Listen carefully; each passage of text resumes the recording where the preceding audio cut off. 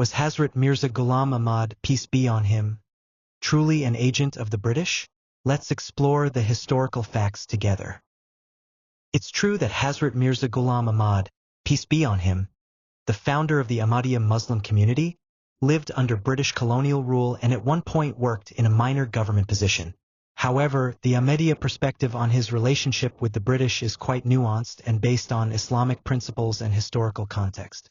Hazrat Mirza Ghulam Ahmad, peace be on him, worked as a clerk, not a high-ranking position, in the district court in Sialkot for about 4 years, 1864 to 1868.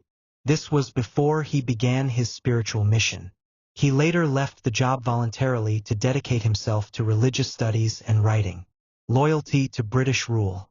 Islamic teaching. Obey the law of the land.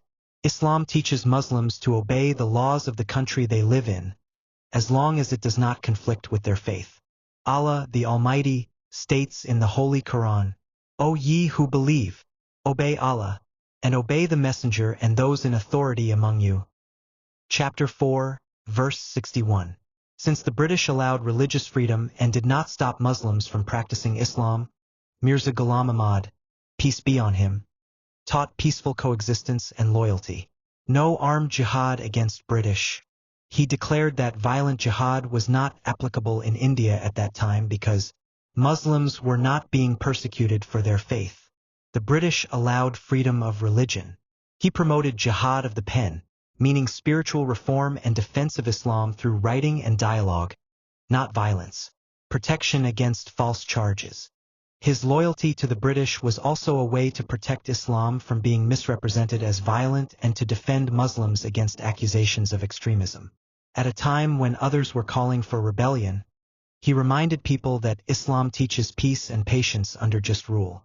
Critics often say he was a servant of the British to discredit his mission, but his service was minor, temporary, and before his claim of being the promised Messiah.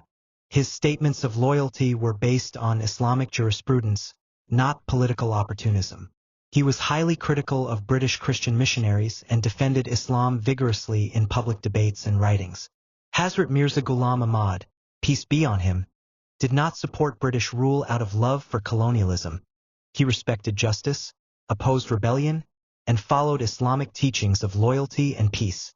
His mission was to revive the true teachings of Islam, not to engage in politics or violence. May Allah guide us to recognize Hazrat Mirza Ghulam Ahmad as the promised Messiah of this age.